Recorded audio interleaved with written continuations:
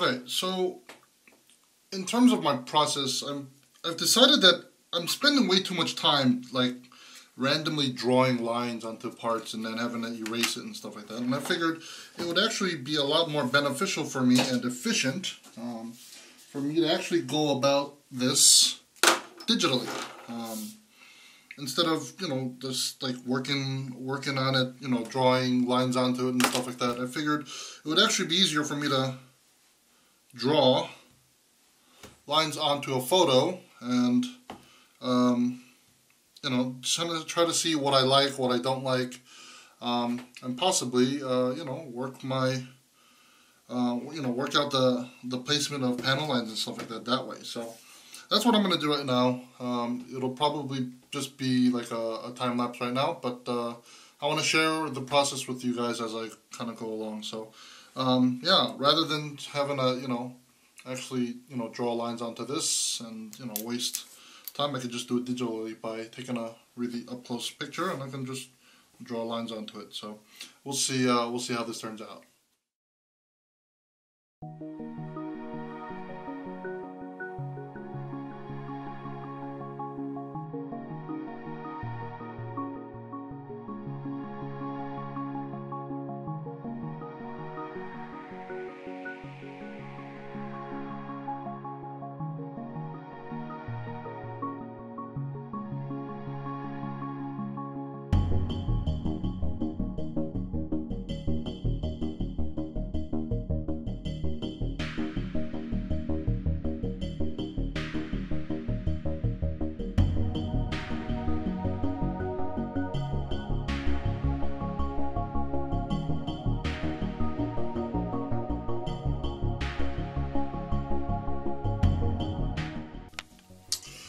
Alright guys, probably the next clip. Unfortunately I forgot to film because I was kind of like really excited, but basically what happened was I was looking online for some chamfering tools, chisels to be exact, so that I could be able to make recessed edges along a corner. And that way I could, you know, basically have a raised section for the bulk of the part and then have the edges be a layer recessed, you know, like that. And so I was looking online and I was looking at like the BMC Suji Doburo ones. Those were like $40 a chisel and I was like, damn, that's crazy. So what I did was I went to the drawing board and decided to create this. And so yeah, basically all I did was take my Dremel and I had a whole stack of you know, like old used OFA replacement plates for art knives, and I basically just fashioned out a crap ton of little multi-tiered chamfering edges onto this here, you know, slew of parts here. So yeah, I'm glad I saved those. I was gonna originally use a bunch of them for like mixing up like you know, like talcum powder and cyanoacrylate, you know, super glue and stuff like that. But yeah, it turned out that I could actually use these old blades to you know, go ahead and carve out these bad boys right there. So yeah, I think for the most part, for something that I basically DIY'd, it's looking pretty good. So yeah, I'm pretty happy with the way they came out. So let me basically just kind of show you live in a demonstration how I go about that. So I'm going to take this edge and basically run it along the edge. And basically all it'll do is it'll just kind of scrape along the edge that I left out. So I'll just do a couple passes real quick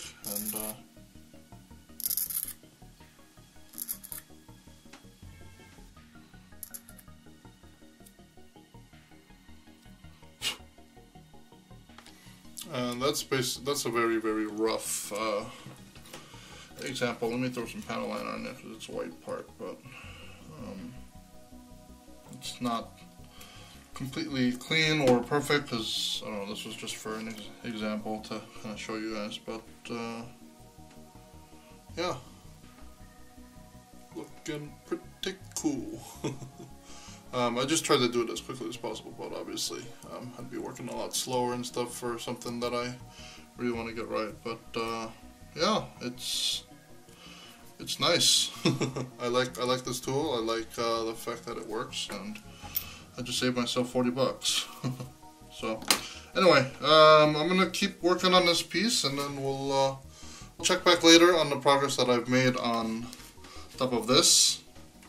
But basically what I've done is I've gone ahead and settled on a design that I like, that I basically just did digitally so that I could kind of work around different ideas. And so basically what I settled on was this, where on the inside edge we'll have the recessed edges as depicted here. I don't know if you can see that now. There you go. So I've got that, and next up will probably be the scribing that's going to go across the center, and then I'm going to have to either scribe this out, or maybe I'm probably going to dig a hole and just throw in an option part or something on there, but I got to scribe out all this. The biggest challenge I think is going to be these, which are basically angled, very wide gauge scribes that I'm going to need to use a chisel. But I think the biggest problem is going to be coming up with that angle at the edge. So I'm going to try to really work really slow. Hopefully this part will come out equally on there. So anyway, check back later, and we'll keep going.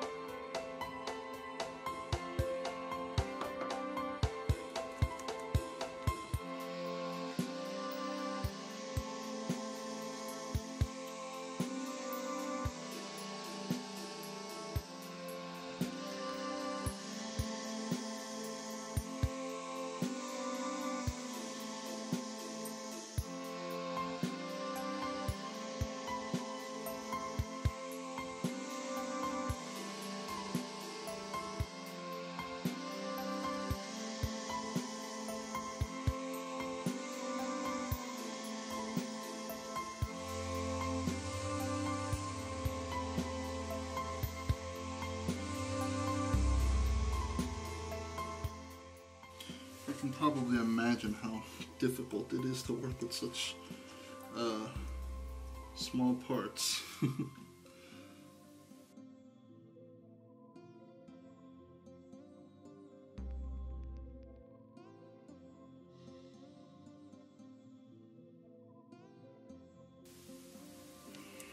Nice and slow, nice and easy. Just small, shallow scrapes, and slowly but surely you'll get to where you're going.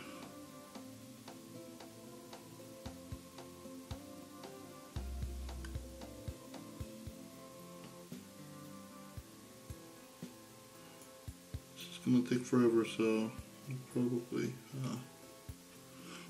time lapse this, most likely.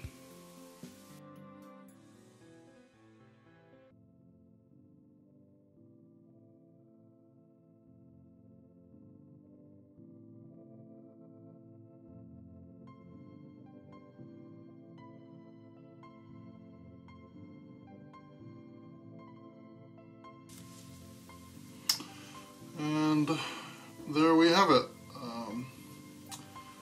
It's finally done, and I finally got it to have like a nice smooth bottom surface inside the hole, inside the box. So I'm actually really happy with how this one turned out. So anyway, I'm gonna go ahead and do the same to the other side, and then we'll move on to doing the other scribing up top.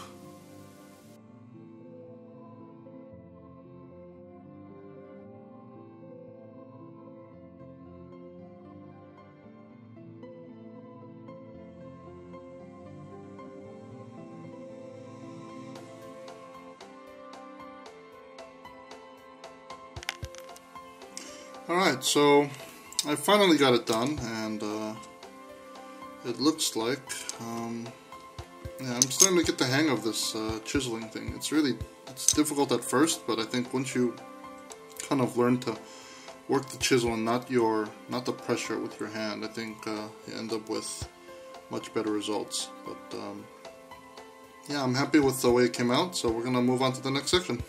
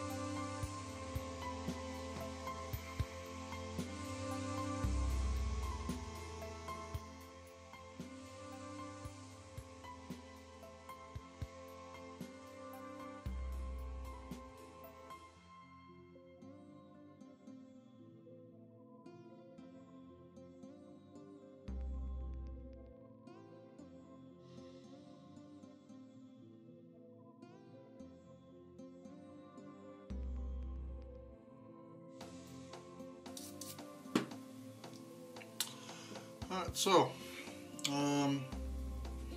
there you have it. My initial design of doing this. I'm actually thinking I don't want to do that side box because I feel like it's gonna look a little bit too cluttered. So I'm actually just gonna leave it exactly like I have it here. But yeah, it's starting to take shape. This is the back skirt. The two back skirts on the back of the Gym Sniper. So this would be the back right side of it. But yeah, I'm liking the look of it, and with the front looking pretty badass like that as well. In the back, I'm thinking these details will end up working out pretty cool. So let me get around to finishing up scribing the other piece, and then we'll come back with the next part that we're gonna work on. So yeah, I think the rest of this is all gonna be just like time lapses and stuff of you guys just kind of watching me do these scribes. So anyway, I'll see you in a little bit. And there we have it. We are now done with both sides. I've been working at these two parts for the past something like 6 hours. So I am done. It's like 3 in the morning and I'm ready to go to bed. But yeah, I think they came out okay, and yeah, we're just gonna call it a night.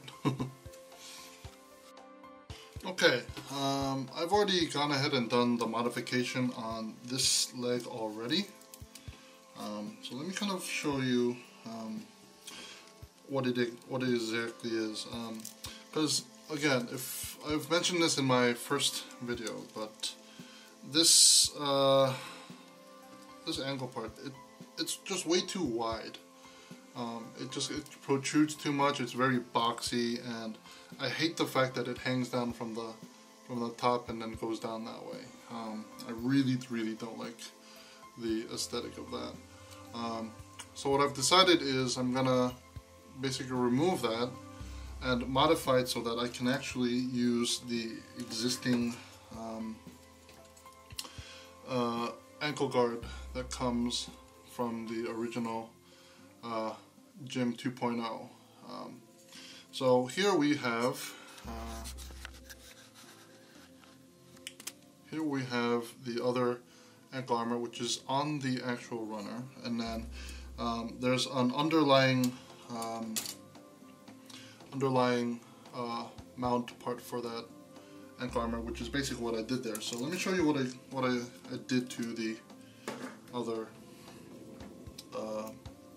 part. So I used the existing mount that comes with it, and I basically shaved it down to the point where I could actually have like a very small spot that will actually accept the inside of this this mount for the ankle armor.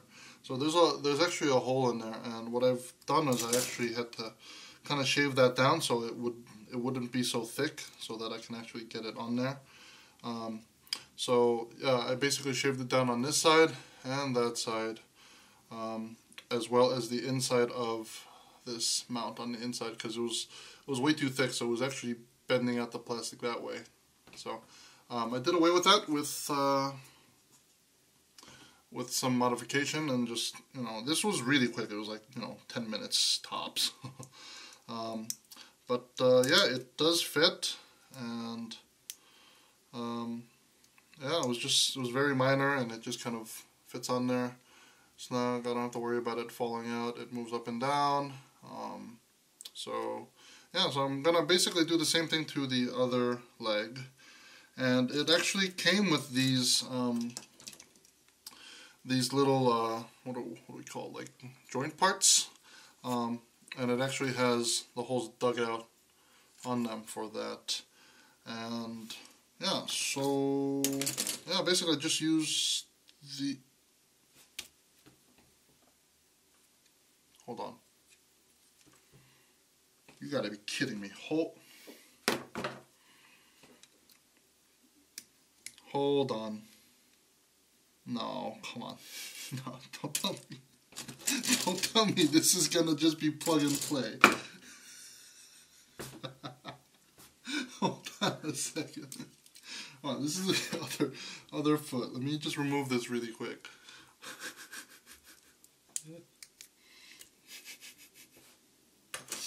No, don't tell me.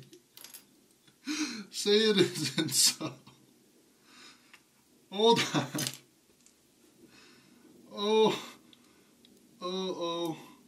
Oh my goodness.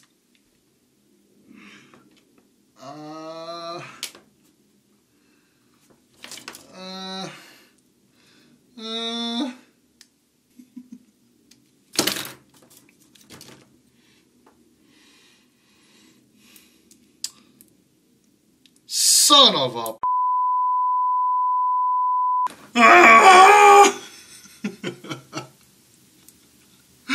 I didn't have to modify it. Son of a bitch. Oh god, I didn't realize that the mount was here. I should have known. I didn't realize that. So I tore up this existing mount. Oh God, what a waste of my time. What a big fat freaking waste of my damn time. Oh, Alex. Yeah, it goes right on there. It just plugs on right on. Son of a... Well, at least I know I don't have to do any modifications to this side.